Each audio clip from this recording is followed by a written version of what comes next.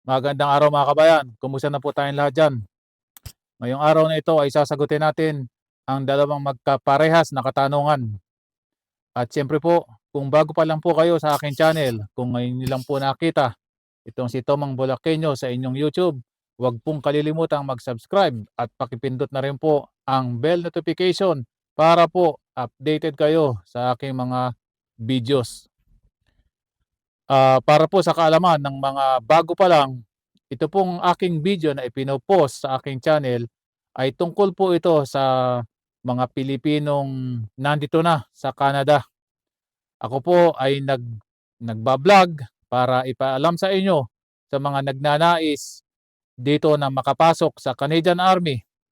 Ito na po ang pagkakataon para itanong niyong lahat ang inyong mga katanungan. Kung nahihiya kayo magpunta sa recruitment center, ito na po ang pagkakataon. Magsabi lang po kayo sa comment section at sasagutin ko ang inyong katanungan.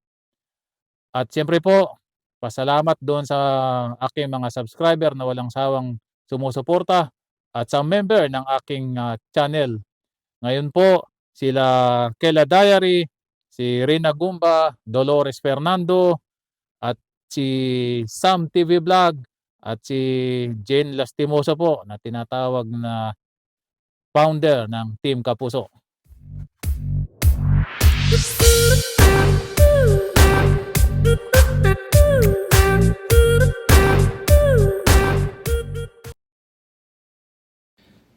At narito po ang kanilang katanungan.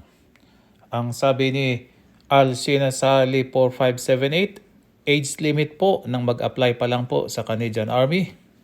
At sabi naman ni Cobra Game Fouls Lover 724, good day sir, wala po ba height at age limit? Ngayon naman po ay tatanungin natin ang magkaparehas na katanungan na nagtatanong tungkol sa age requirements.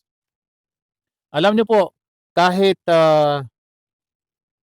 i-search niyo sa Google o mag-visit kayo sa website ng Canadian Armed Forces, makikita niyo naman po. Pero ang maitutulong ko lang po sa inyo ay magbigay ng halimbawa at i-explain kung ano po ba ang sinasabi na yon. Kung sa Google po, ito ang inyong makikita. Ang sinabi, the maximum age is based on the age of 60 less the minimum years of service required for the career chosen. Ask recruiter for the minimum number of years. May idadagdag pa ako. May sinabi din na the age at which someone can join the Canadian Armed Forces may vary depending on the specific occupation or position for which they are applying. In general, however, the Canadian Armed Forces typically accept applicants who are between the ages of 16 and 60. So nabanggit po dito yung edad na 16. So kung ang aplikante po ay hindi pa umaabot sa edad na 18 years old, kailangan po yon ng parental consent. At tungkol naman po sa age requirements, sinasabi po na minimum years of service required for the career chosen. Ganito po kasi yon. Meron kasi pagkatapos nyo po ng basic military qualification or tinatawag na BMQ, depende po sa trade or specialization or profession na pinili nyo. Halimbawa po, armored. Pagkatapos nyo po ng basic military qualification, kung kayo po ay ma-assign sa armored, let's say ma-assign po kayo ng Quebec or sa Balcarce.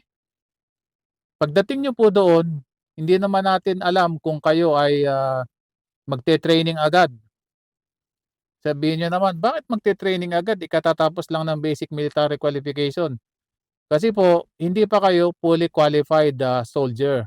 Meron pa po kayong mga dapat na tapusing kurso Parang kumpara po sa halimbawa teacher, hindi ko mo natapos niyo na ang course sa university, ay sasabihin niyo puwede na kayong magturo. Hindi po ba may mga tinatawag pang mga board exam. Siyempre po kailangan niyo pa pong ipasa yung mga required na course bago kayo makapagturo. Ganito din po sa army, may mga required din na mga training kailangan niyong ipasa para kayo ay maging fully qualified soldier.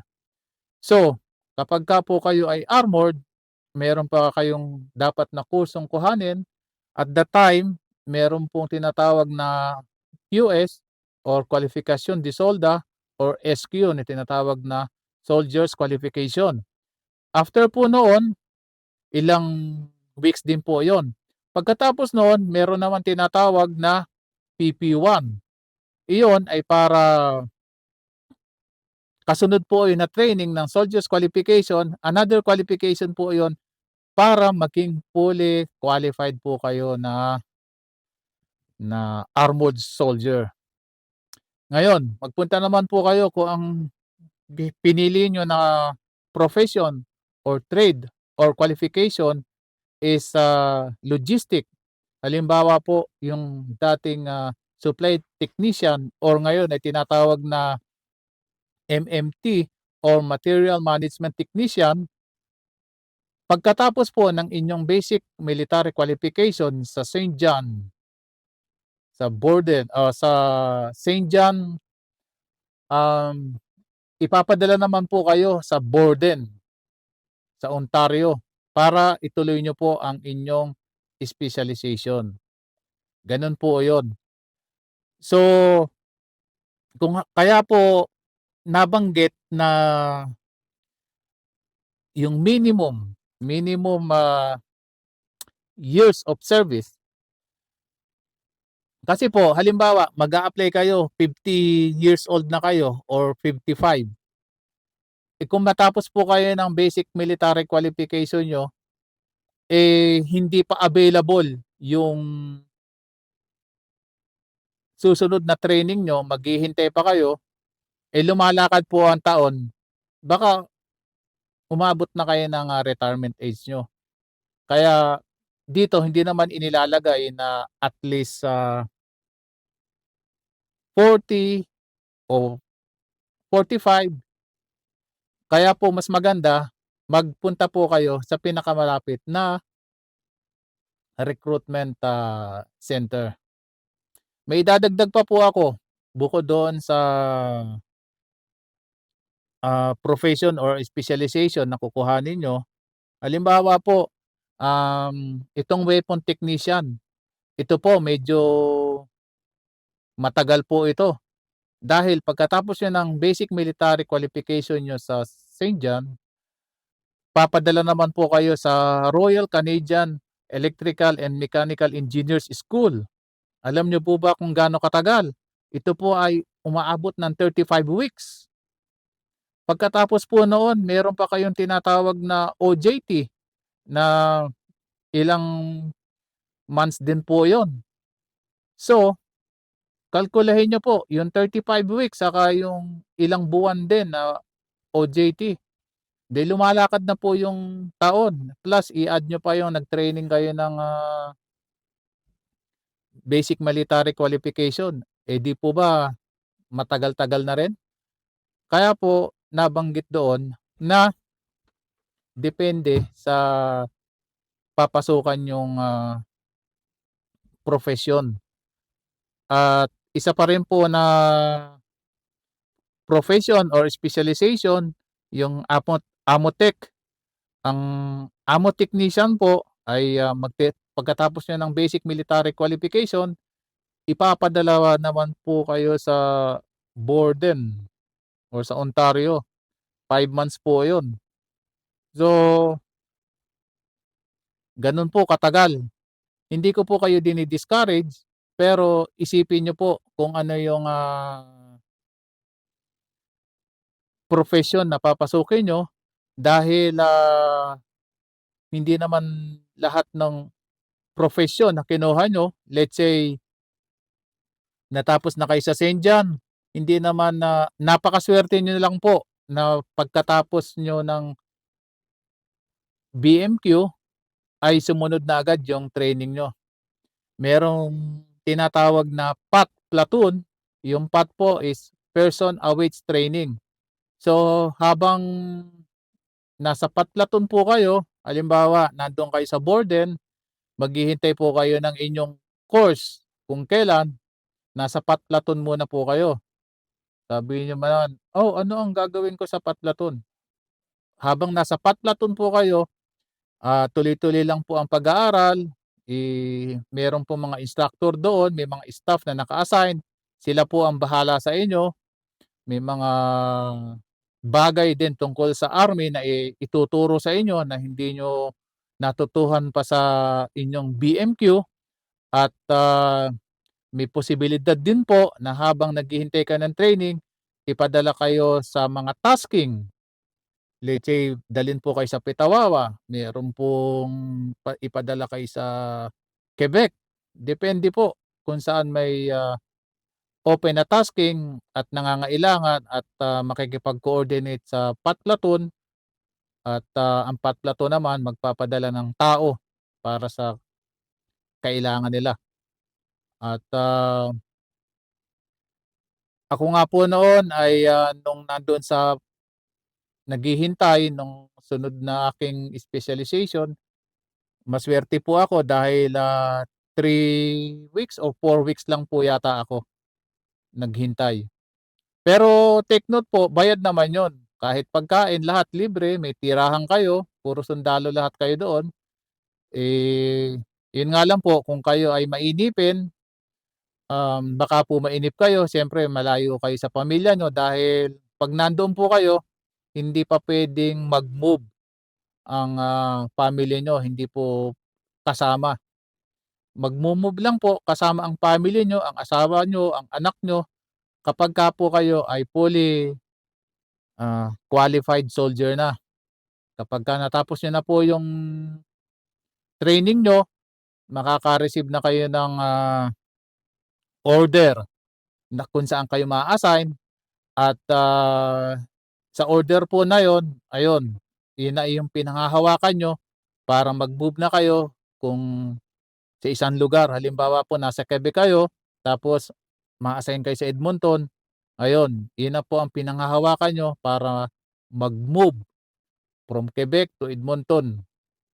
Kasama niyo na po ang inyong pamilya, asawa at anak. Yun po mga kabayan. So, okey po ba ang ating, diskusyunan sa pagtatanong tungkol sa age limit? Dito po kay Alcien Asali at saka po kay Cobra Game Fowl Lovers. Sana po ay, nai-explain ko ng maayos ang aking, paliwanag.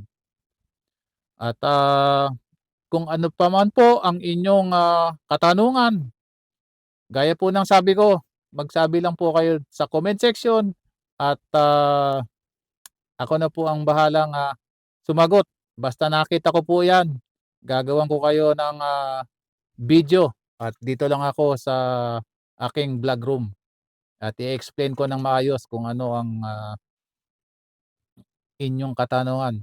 Sa abot ng makakaya ay ipapaliwanag ko para maipaliwanag ko po ang inyong katanungan. Siyempre po, natutuwa din ako na sa pamamagitan ng aking vlog ay, may mga Pilipino, kababayan natin dito sa galing Pilipinas, nandito sa Canada na na gustong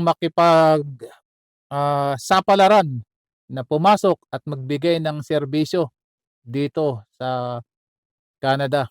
Kahit sabihin natin na hindi ito ang ating, lupang sinilangan, pero dahil, tayo ay, naging, kwalipikado naman para maging citizen dito, eh, ngayon ay nandito tayo at, naglilingkod sa bansang ito.